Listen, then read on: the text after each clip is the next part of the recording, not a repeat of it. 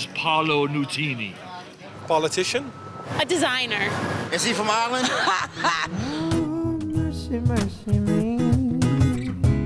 Is he any good? Complete genius. They're both Celtic supporters. And nobody, I don't know. Rubbish. Big rubbish. So Nutini is nervous.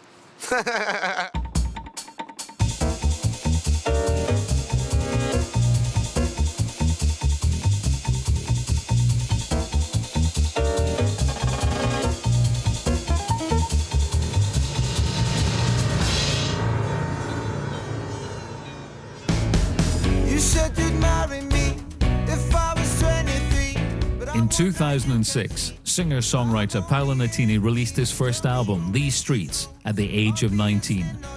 In just 6 months, the young Scot sold over 1 million CDs, toured with the Rolling Stones, shared the stage with Robert Plant, and played New York's legendary Carnegie Hall. For Paolo, it's been a frenetic journey from his family's chip shop in Paisley. At the start of this year, and already a star in the UK and Europe, Paolo travelled to the States to make his transatlantic debut. Artworks followed to see if he could succeed where Oasis and even Robbie Williams had failed. How would the lad cope with 2 months of non-stop self-promotion? Can Paolo crack America, or will America break him? This is a fast country, fast and furious, man.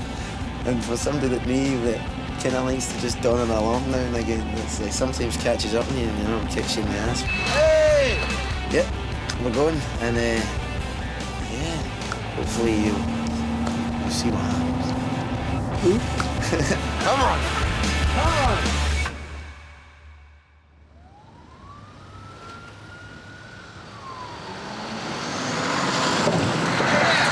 Here I am, the star of the day, the garbage guy.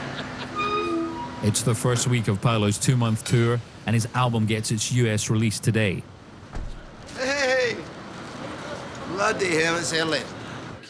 Impressively for someone with his relatively low profile, he's been booked onto some of the country's biggest television and radio shows. I want a stage manager here. How you doing, Mick? A slot on the Today Show in front of 6 million viewers is one of the most coveted of all. But that only adds to the pressure on Paolo. I know, it's early, it sucks, but you're not going to get any sympathy from anybody here. Because we do it every day. I know. Hey, let's rehearse the Paolo Nutini band. 3, 2, 1.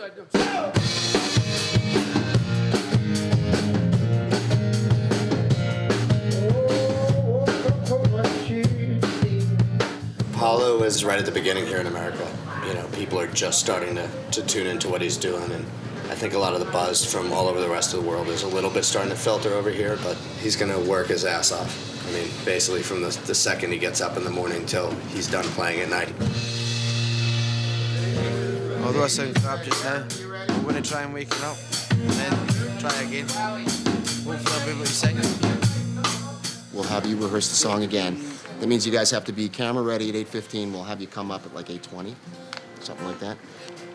Judging by the response from the TV stations and the radio, I'd say it's more encouraging a start than it was in the UK. So, and as I said, they're just not too cynical. They just don't really look with as much cynicism on a young Scottish guy singing what was perceived as soul music.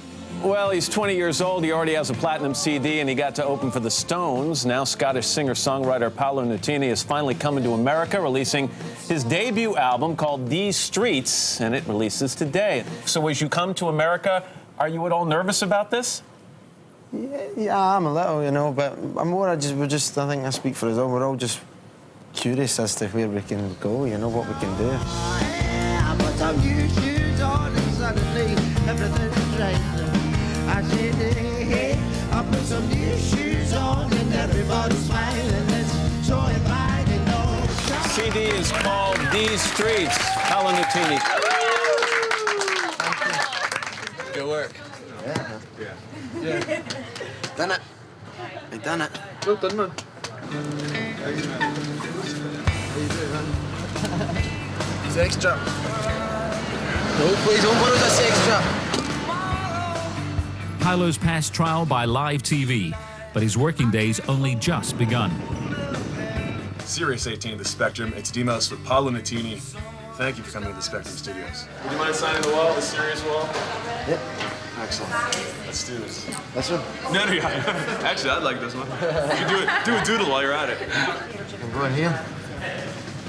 Being a musician isn't really all what I'm doing right now is about. You know, it's about being in cars and being in taxis and driving about in tour buses to get somewhere, and then going into radio stations and hanging around and meeting some folks, singing a couple of songs, signing a whole load of autographs, taking a whole load of photos. 1, 2, 3, follow! The amount of people that have a photo of me is insane. You know, if it's true, if every little photo is a little part of your soul gone away, I need to hide for a while and get some of it back. Series 9, The Pulse. I'm Karen Carson. He's got the #1 song in the UK right now. Don't let the Italian name fool you. He is Scottish. It's Paolo Nutini. I'm so glad you're here. Paolo Nutini's not a very Scottish name, I've been told, surprisingly. And then we get into why I've got an Italian name, the same scroll through. So what's the other one? So what was it like growing up above a chip shop? Absolute nonsense. Picking up the pieces of the wreck you when I left. Everybody seems to think that my aim is to sell maximum records, you know, despite the fact that I've told them over and over again, you know. That's to do it in a way where you're not going against what's inside yourself, you know, and they feel like by sending you to different parts of the world at the least convenient time, it is doing you a favour. You know, if it's a disaster and it looks like it's not going well, then maybe we can finish early and start getting on with this next record. Not sleeping at night, but I'm going from bad to bad. What got me just right? What got me just right? What got me just right? On the bigger picture, you know, it's a pretty blessed life to be living just now, so, you know, every time you get to the point where you think you don't want to do it, if you think you got too much today, then you seem to be able to put it in perspective, and I think that's the beauty of it, so, yeah, I'm going to stop rambling on. But I'm going from bad. After a long day at the office, there's occasionally the chance for a little recreation. Tonight, Paul Weller, who discovered and toured with Paolo when he was virtually unknown, is also in town. And he's left a backstage pass at the door with Paolo's name on it. Oi, oi. He was in the gutter when I first met him, and we dragged him out of the gutter and we got him on tour with us. He played in Germany with us. We did a thing back last April, maybe something like that. We did about half a dozen shows, and he did the support thing with us, yeah. With Paolo and any kind of famous person, he's incredibly fantastic at just, all right, mate, how you doing? You know, really, really just on a level with him. And for me, that's kind of one of the things that makes him a real star. You know, he might be bricking it inside, but he just kind of chats away to them about football or the shoes that they're wearing, or well, it's just a fantastic sort of gift that he's got. The best thing about the people I've met, you know, whether it be Rod Stewart, Paul Weller, to the Nile Rodgers or Benny King, you know, they know the score, they know that they've been the young kid, you know, just sort of putting yourself out there. You always want to try, be yourself, you know, you think, I'd love them to actually ask you out, you know, you want to try and come across like they could maybe ask you to go for a beer.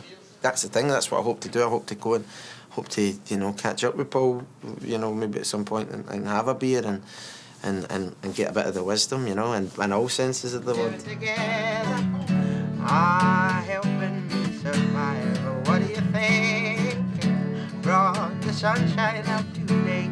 Well, it's you. Which is great to hear people singing again, you know, singing properly, and it's just nice to hear some soulful voices again, you know, after all these sort of years of sort of squeaky, sort of tweaky little, you know, people we won't mention. But anyway, but yeah, it's just nice to hear someone with a proper voice, you know. That makes me love you. Now I'm living in ecstasy. Yeah.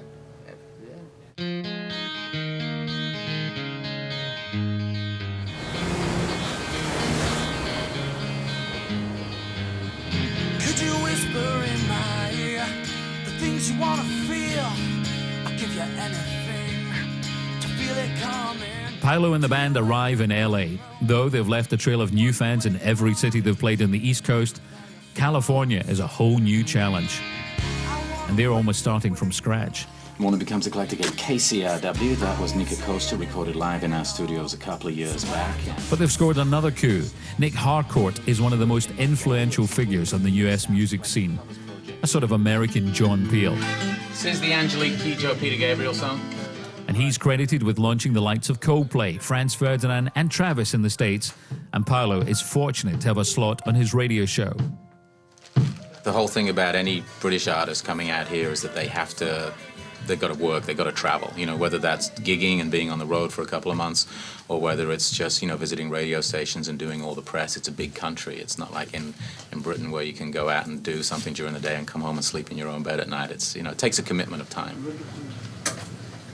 I produce the show. I'm not going to shake your hand because I have a cold. Oh? Yeah. Just no. What about that? I'll see you in a minute. Because of the nature of the way it is, Paolo gets stuck carrying a big load on his back every day. But I think the guys in the band have been tremendous troopers, and I think they totally have Paolo's back, and they're there basically with him every step of the way that they can, and they try to take as much off his plate as possible whenever they can.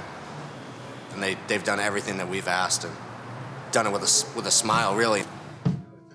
I met Jim, my drummer, when I was 15. He was in a band, Speedway, and I would go on tour with them, sort of support, and I was just sort of learning and doing whatever I could. How mad is that? He's such a great guy to have, you know, on your side. He's just like a good mate. Donnie, the guitarist, he's Patrick Swayze. He's a crazy character, you know. He's very calm and very controlled, and then he'll just sort of... in the bar for 6 hours. Have his moments as well. Really pissed. I don't know whether it's too much vodka or... Fuck off. It's just adrenaline from his daily run. I don't know. Last but not least, we've got Bestie, George Best, Make Me Dead. It's the noise. It's the incessant banging of the drums that gets me. A wicked musician, again, all round. Very, you know, a creative guy, and he just seems to have, you know, he has a lot of time for, you know, for everybody. He always tries to maintain a positive outlook. No pooping in there, you've been warned. I'm not going to go for a poop, I'm simply going for a slash. Singing was just something you could just walk around and do. I never ever thought I want to be a star of the stage. You know, I just wanted to sing along with songs, and then when I see my grandfather singing, like we used to go to his house and he had a piano and he would sing. He loved opera music and stuff, and he would get like the local Monsignor over and he played boogie woogie piano, and he was a boogie woogie priest. And I used to sing along, you know. That was just when I was like 6. Oh, mercy, mercy me. Oh, things ain't what they used to be. No, no, no. I loved the Corries when I was a wee boy. I loved the Corries. I loved like the Drifters. All the old Motown and Atlantic Soul stuff. I want to just grow into myself like most of my favourite people done. I'm just a teenager, you know. I'm just a teenager. You're going to hear Nick in your headphones. He's going to be over there. I'm going to bring you in a second to meet him. While encouraged by their progress so far, Paolo and the band are getting fatigued by playing the same songs day after day. They're anxious to get home and start work on the crucial second album. It's a tricky dilemma. The longer they spend trying to crack America, the longer they delay writing and recording new material. I lost a wee bit of inspiration, you know, because I'm just so tired, you know, and it's just got a bit manic, you know, so, you know, the way I was writing for the first album, I was writing because I couldn't ignore it, you know, so it was therapeutic, writing it down. Now you've got so many things to think about that just nothing seems to stick. And that's a bit of a worry, but, you know, I've got loads of half ideas, but half ideas coming, I was about to say coming at Mars.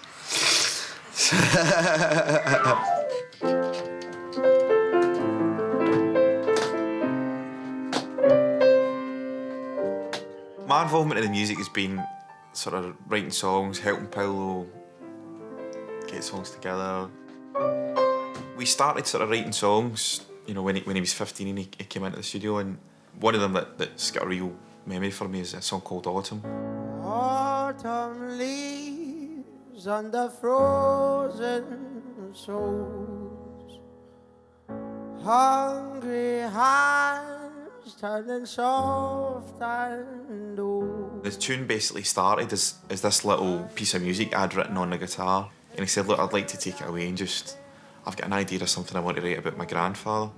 And like these autumn leaves